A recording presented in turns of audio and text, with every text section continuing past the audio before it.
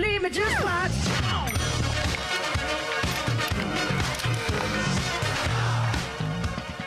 Don't believe me, just watch. We're back on the Morning Brew with Friends with my friend Gary and an old friend, Ann Lerner. So I'm glad you got her up early enough to be on this show. It was Great tough to have Ann. I'm sure it was like pulling teeth with Ann. Now, Ann loves to be here. Ann loves everything movie and TV related in this city, and you have for a long time.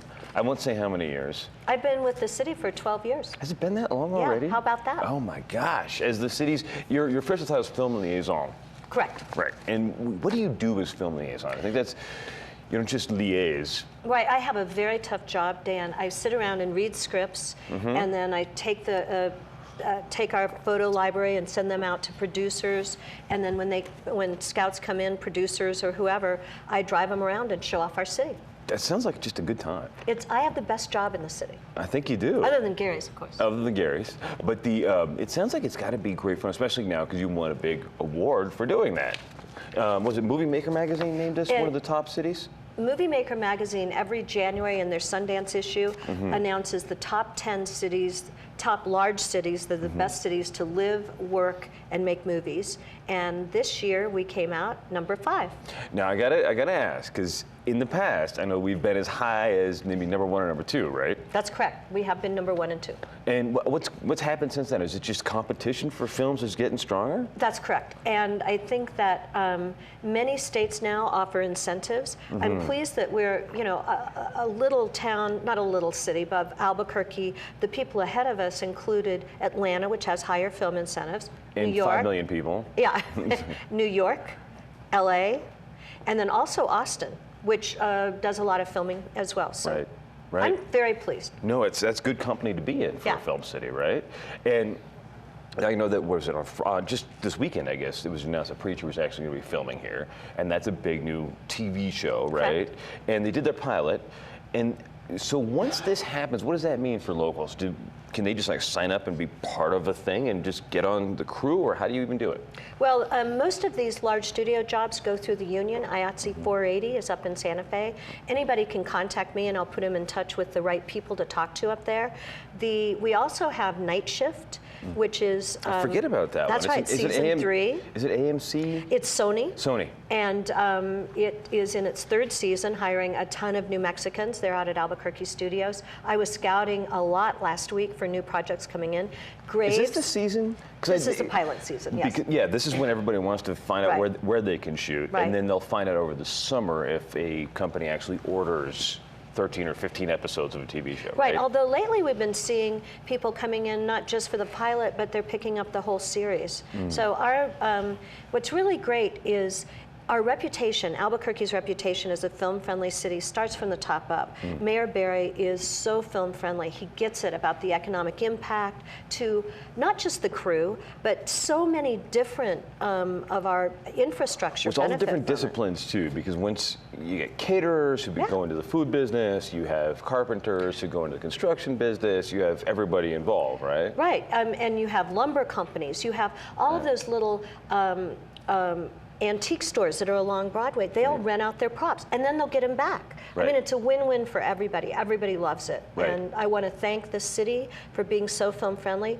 Mayor Barry sets the bar for, we're known as being able to turn around a film permit in a very small amount of time. Carrie Wells, you know Carrie. I love Carrie. Handles the film permitting. She has a one-stop film permitting process, and departments who have to sign it come together, and we're just amazing. That's She's cool. amazing. What kind of institutional knowledge does it take to do this? Because I know that I consider myself an Albuquerque expert. Like I could go anywhere, like Gary could go anywhere. We could show up in town and say, "Oh, you need a brick wall. I got a good brick wall for you. Come here," right? But what kind of institutional knowledge does it take to know which the best brick walls are, or the best bridges and the best buildings and the best views and all of that in town? I mean, if you had to, over the last 12 years, did you build that up? I don't think it existed even before you were there, right? Well, I think that there are certain areas that are better than others for closing down. And for example, the one-way on Lead going downtown has been used several times. We've barricaded that street for a week while people built a border town so that they didn't have to actually go into Mexico. That ruined my whole morning commute. for like I'm a long time. I admit that it has been a little inconvenient sometimes to have filming in your area, but it's respecting the production and respecting the neighborhood. So we ask very politely that the productions, for each day that they're filming, that they donate $100 to that neighborhood association. And we've raised over $103,000 now from the films coming in, and everybody loves us. Right, absolutely. Yay. So Gary, this is one of the many things you guys are doing. You brought a video of Gary Schoeniger. Gary Who's been on Schoeniger. this show. He's a great guy. Great guy, and he wrote Who Owns the Ice House book, Right. turned it into the premier entrepreneurial mindset training course in the world, Right. Which we've sent 100 city employees through with amazing results. And let's cue that video here. Let's play this video, because it's a really great, just a short, nice video about what he does. An entrepreneurial mindset fosters the creativity, the critical thinking, the communication, the teamwork, the perseverance, the resilience, and the grit that can empower ordinary people to do extraordinary things. Once that light bulb goes on, then all of a sudden the mystery is out of it. And it's not some notion of what is an entrepreneur, how do I do that? It's a long word, hard to spell, but it's not hard to do. And the reason it's not hard to do is because I think we're all wired for it.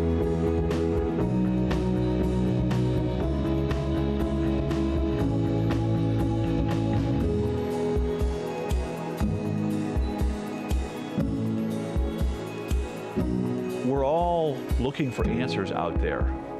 And the answer's right here. I love that video. And Gary's a guy who's been on the ground here in Albuquerque off and on for a while.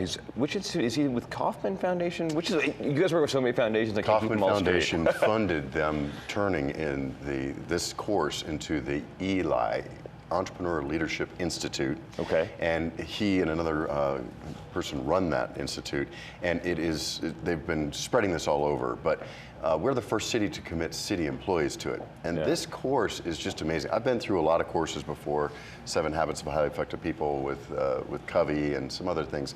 This one kind of brings everything together and talks about choice, and in a new way. And it says, look, any issue you face has an opportunity for an upgrade. And this isn't, when you think of entrepreneurs, when you use it in general sense, it means starting a business, but it also means starting projects within a city organization, for example, right? Why would we send 100 city employees through? Do we want them all to quit and start their own businesses? Sure, but no. The purpose is that the word entrepreneur in French simply means to take determined action.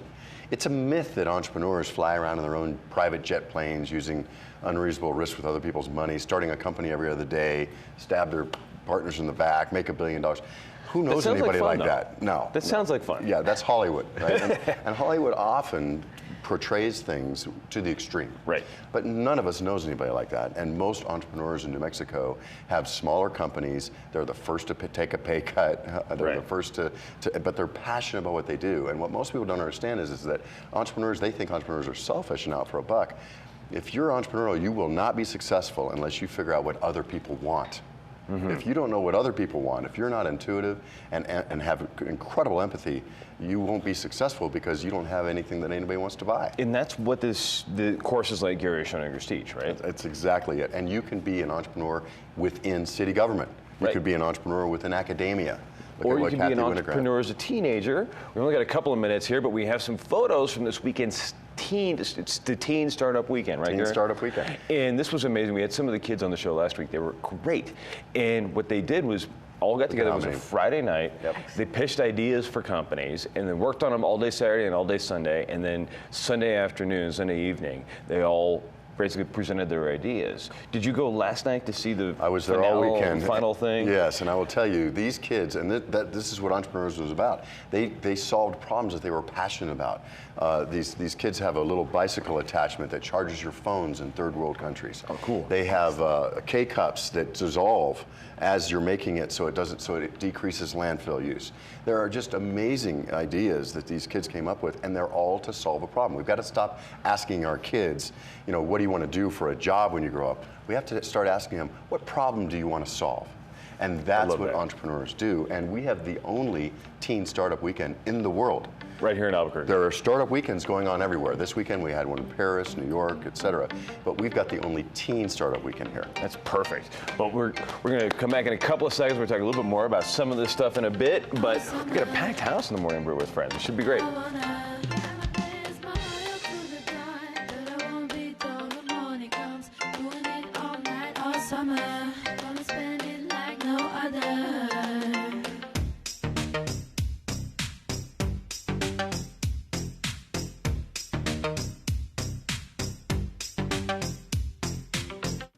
We just got done building like a set of stairs at CNN main campus, and that was really fun because instead of just like learning about building stuff, we're actually building things. So I don't know, it's a lot of fun. It's just more hands-on and it's like, more exciting. This course is really great because it gives high school students an opportunity to learn things on a level with someone who's like in the healthcare field. The teacher like knows what she's talking about and she works in a hospital. This class has given me a great overview of the film industry as a whole. I definitely got my feet wet in everything from shooting to doing some minor editing and audio, you know. So I think this class offered me a good basic overview of everything that I'll need for the film industry. Because of this class, you know, it really opened doors to like other, you know, jobs. You know, I'm not just thinking on one thing, I'm like opening up to a lot of new ideas for what I want to do as a career.